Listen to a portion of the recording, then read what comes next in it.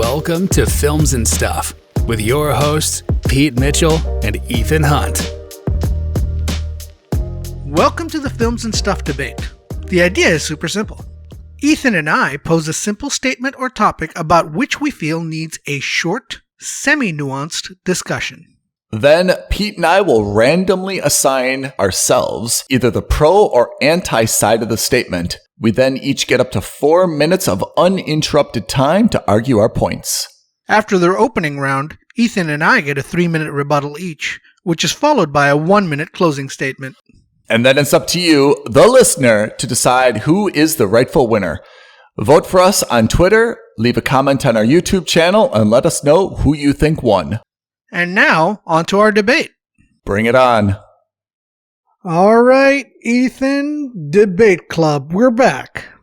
Pete, Debate Club, what is the topic that we will submit to our jury of peers today? All right, so the topic is my main man, Nicolas Cage, is an overrated actor who is no longer A-list. And believe me, it hurt just to read that statement. I am the prosecutor on behalf of Films and Stuff. And I am the defender. I am the defending attorney, the public defender also on behalf of Films and Stuff.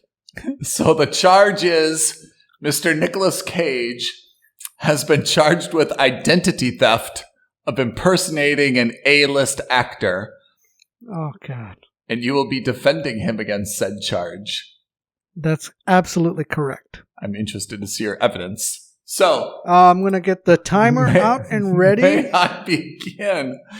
Ladies, and how much time do I have? Remind our listeners and your co-host of the format. Wonderful.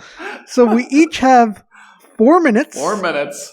To state our case. It goes 4-3-1, correct? 4-3-1, that's right. Ladies and gentlemen of the entertainment jury, I submit to you that Nicolas Cage, at one time in his illustrious career, was an A-list actor. However, the way the list works is that once you're on the list, you're not entitled to perpetually be on the list. You can move down, or you can move back up again, but usually you just move down. And Nicolas Cage, in my opinion, is no longer on the A-list. A few items of evidence to support this charge. First, Gene Hackman, Joe Pesci, Jeff Goldblum, Tommy Lee Jones, Whoopi Goldberg, Bill Paxton, Robin Williams, all used to be A-list actors in the 1990s. They are no longer A-list actors. They are respected actors. They were at one point A-list, but they are no longer anymore. And Nicolas Cage, by looking at his filmography, we can come up with no other conclusion that he is also no longer an A-list. I will submit to you the following movies that appear on his IMDb that indicate he is not an A-list actor. Willy's Wonderland. He plays the janitor. Not even a name. 2021. Prisoners of the Ghostland. He plays Hero. I don't think that's a person's name. 2021. He is the voice in The Croods. Good animated show. 2020. A movie called Jiu-Jitsu. He is Wiley. A movie called Grand Isle. He is Walter.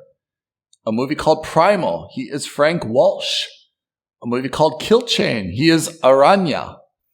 A movie called Running with the Devil. He is the Cook. Color Out of Space. He is Nathan. A Score to Settle. He is the voice in Spider-Man. There is a movie called Between Worlds.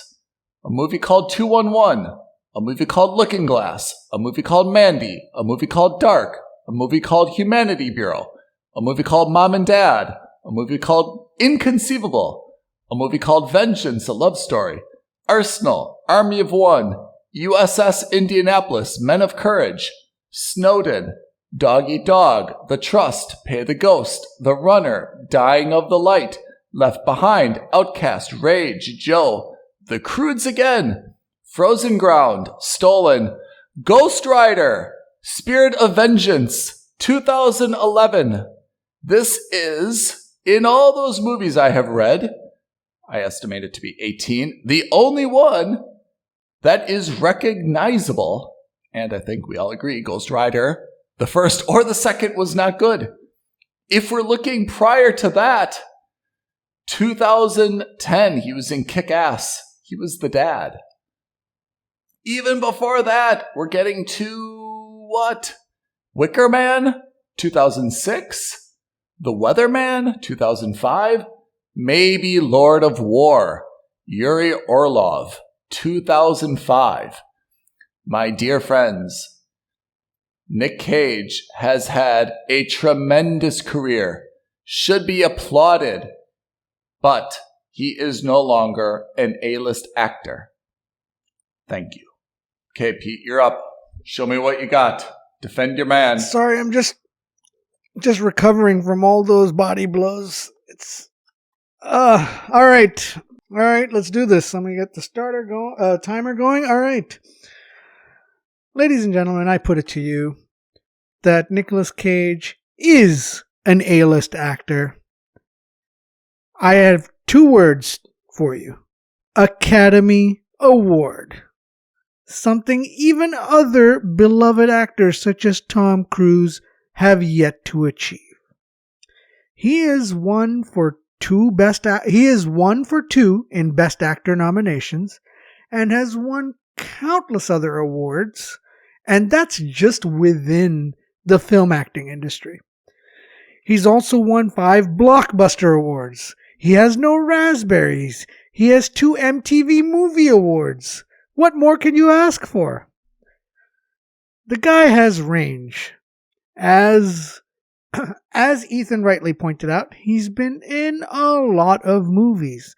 But what other actor could potentially be a vampire, a thief, a scientist, the man, and himself? The man can act. He's got the range to do it. And you know, we all know that he is a lover of cinema and Hollywood, based purely on his choices and for his love of old movies. Now, I understand that The Unbearable Weight of Massive Talent was a semi-parody look on his life. But the reality is that Nicolas Cage is a lover of Hollywood and everything that Hollywood stands for. I urge you all to watch that GQ/Vanity Fair interview that Nicolas Cage conducted and tell me he's not a film buff. He talks about movies from the 30s, the 40s. He's interested in the cinematography. He's interested in the directorial efforts. There isn't any aspect of the movie making process that isn't important to him. The man himself is Hollywood royalty, right?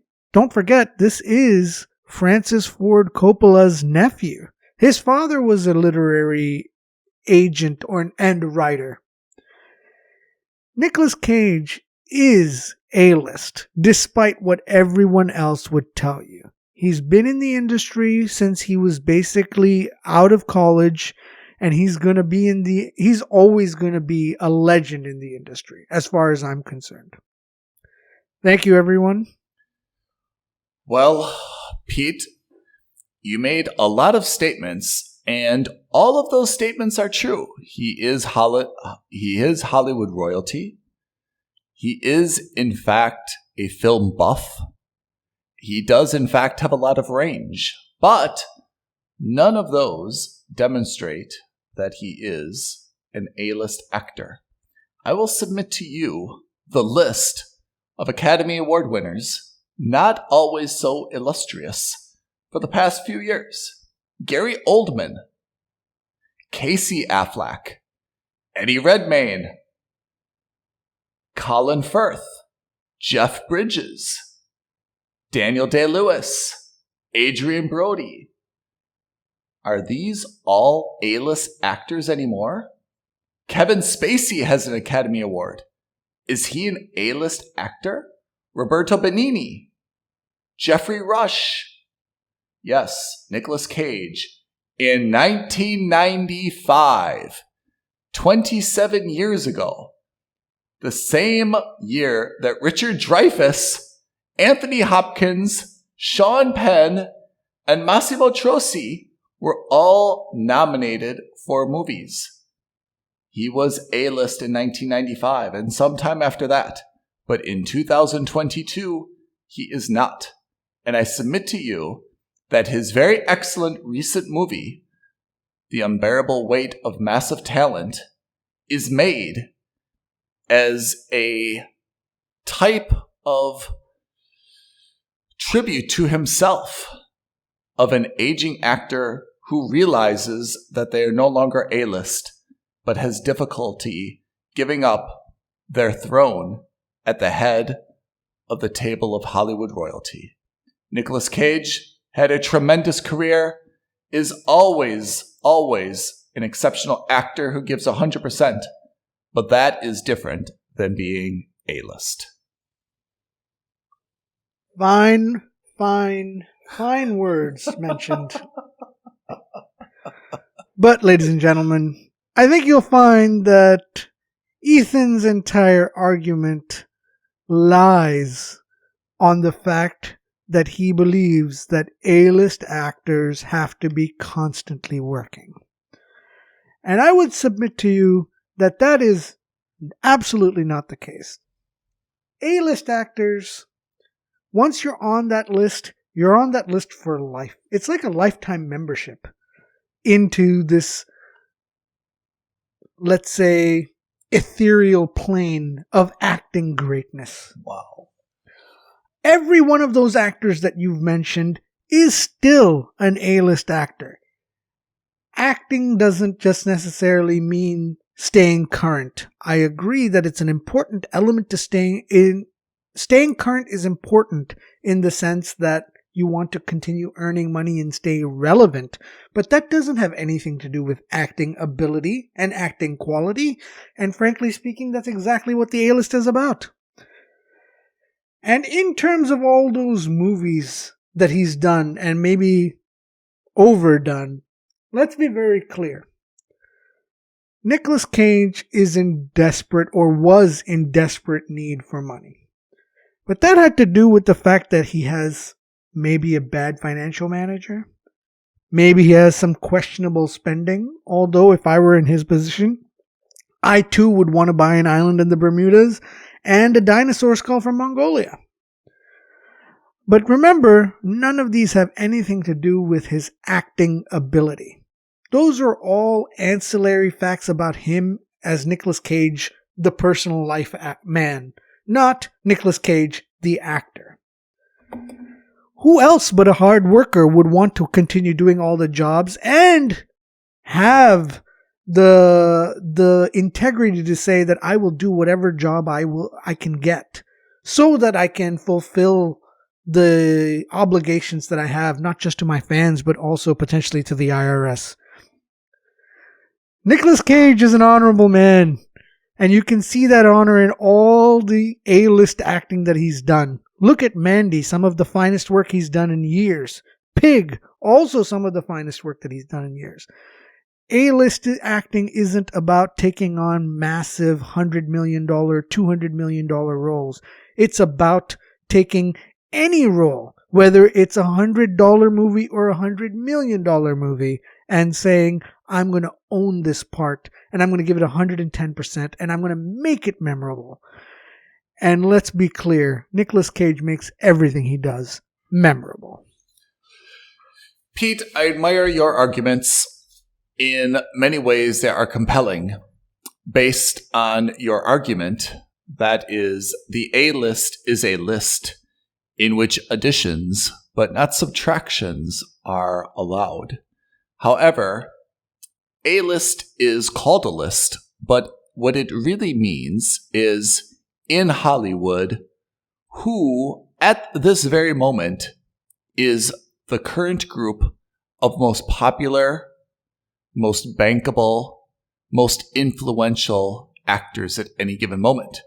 If you think of it as a wedding ceremony, who are your best friends that you put at a table of 8 with only 8 chairs?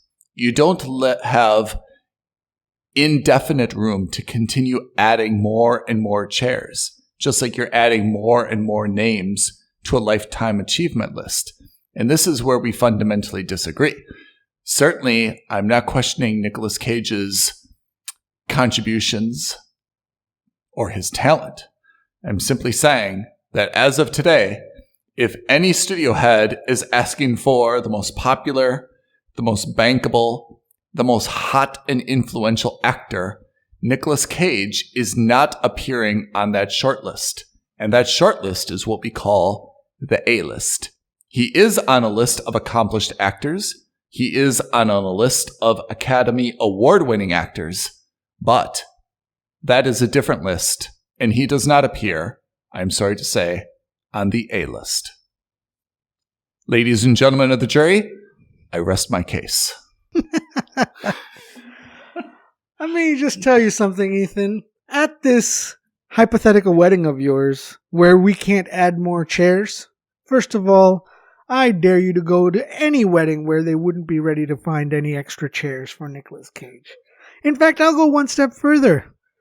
Nicolas Cage doesn't even need a chair. You know why? Because he's up front serving as the best man to the groom. Nicolas Cage makes movies relevant. And he makes movie news. Regardless of whether the movie is a critical hit or not. And that is what makes him an A-list actor. He is so out there. His performances are so wild and have to be seen to be believed that he makes headlines just by joining any movie. And again, I would remind you that Nicolas Cage, Oscar winner Nicolas Cage, is Hollywood royalty. And therefore, I conclude my argument by saying Nicolas Cage isn't just an A-list actor. No. He's an A-plus list actor. Thank you, everybody. Thanks, everyone, for listening to Debate Club on Films and Stuff. We'll put a poll on Twitter, and let's see what our erstwhile listeners say in response to our respective arguments, whether Nicolas Cage is a former A-list actor or whether, as Pete submits, he is an A-plus list actor who needs no chair at the table. He is on the table. And I will make my commitment to you, Ethan, that I will not create 1,200 different profiles on Twitter so that I can vote 1,200 times. I'm not sure if I believe your commitment, because I think that you are the head of some type of fan base. Nicolas Cage Cage fan club that is going to dramatically outvote my band of honorable A-list voters. In any case, thank you everyone for listening. Join us on the next Debate Club, where Pete and I discuss very serious business, and you help us reach a conclusion. Thanks, everyone. Bye now. Thank you for listening to another episode of Films and Stuff. If you haven't already, please subscribe and review on Apple Podcasts, Spotify, or wherever podcasts are downloaded. Films and Stuff. There is no substitute.